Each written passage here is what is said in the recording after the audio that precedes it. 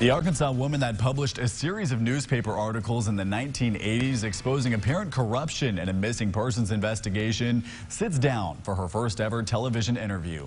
The author is Camden native Beth Brickell. Only on KARK, she tells Mitch McCoy that motive points to land deeds and a former state police commissioner.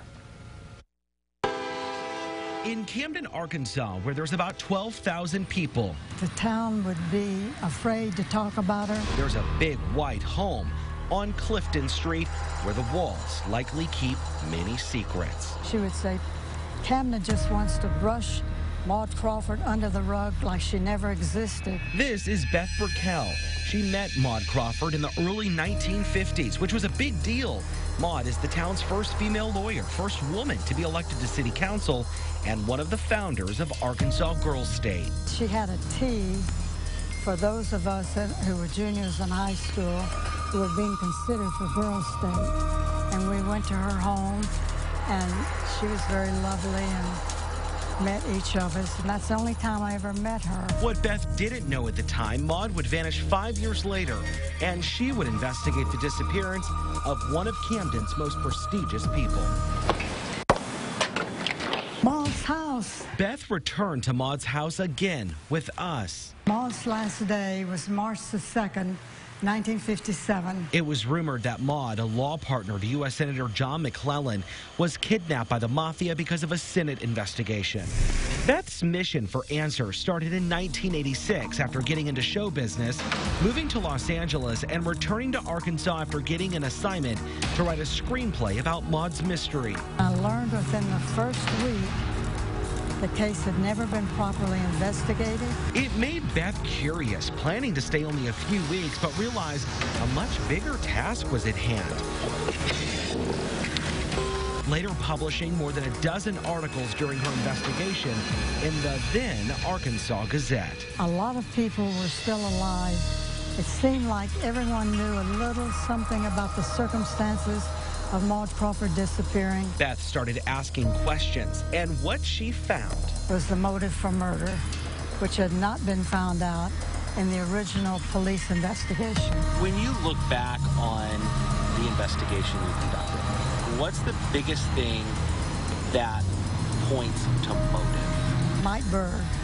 Beth says Mike Berg was the richest man in town and also a state police commissioner. He was used to getting everyone to do what he wanted to do, either by bribing him with gifts or by intimidation.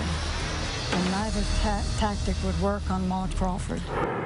Beth traveled the country and tracked down interviews. Mike's aunt, Rose Berg, had a multi-million-dollar estate and likely suffered from Alzheimer's. In that estate was a large timber tract in Hempstead County near Hope.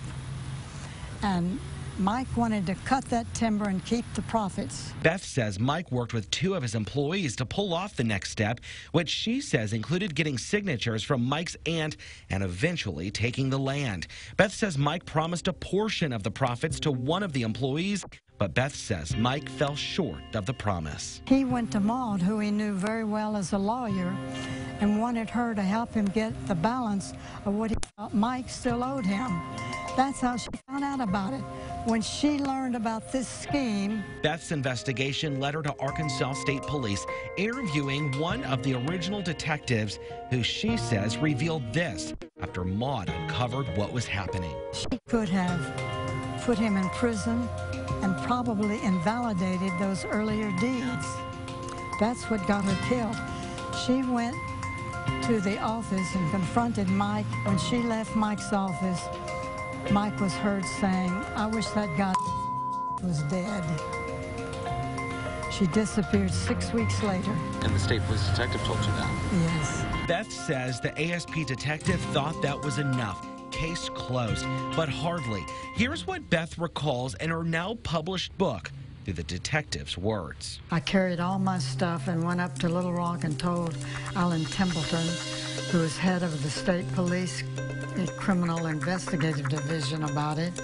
He said, "Leave your stuff here," and I did. Then he told me there was too much money involved and took me off the case.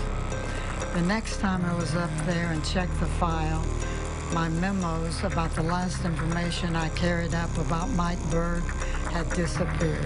Ever since, there have been rumors circulating on where Maud's remains are. Beth took us to Berg Lake, where she says it's possible that Maud's remains are. She says an employee who worked for Mike filled concrete in a well on Mike Berg's lake the night Maud disappeared. If you put Maud Crawford's body in that dry well, put concrete on it, then made the water come over the well, and certainly in 1957, no one would come on Mike Berg's. Remember, he was a state police commissioner. Mike Berg died in 1975. Oh, look, they even got the reward poster up. Back at Maud's house, which has been sold a few times, there are new owners who are keeping Maud's legacy alive on the walls. I'm so happy that they have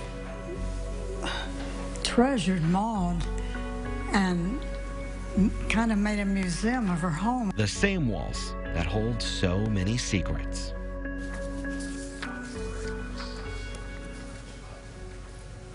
No one has been charged in Maud's disappearance, though she is legally declared dead. A spokesperson for Arkansas State Police says the crime scene was documented and it was handled as a missing persons investigation. As you saw, we did go inside Maud's house. We had that exclusive tour, including an interview with the new homeowners on KARK.com. Beth has published 3 different books, including that screenplay she finally got to write. We have a link to her website where you can purchase those books on KARK.com.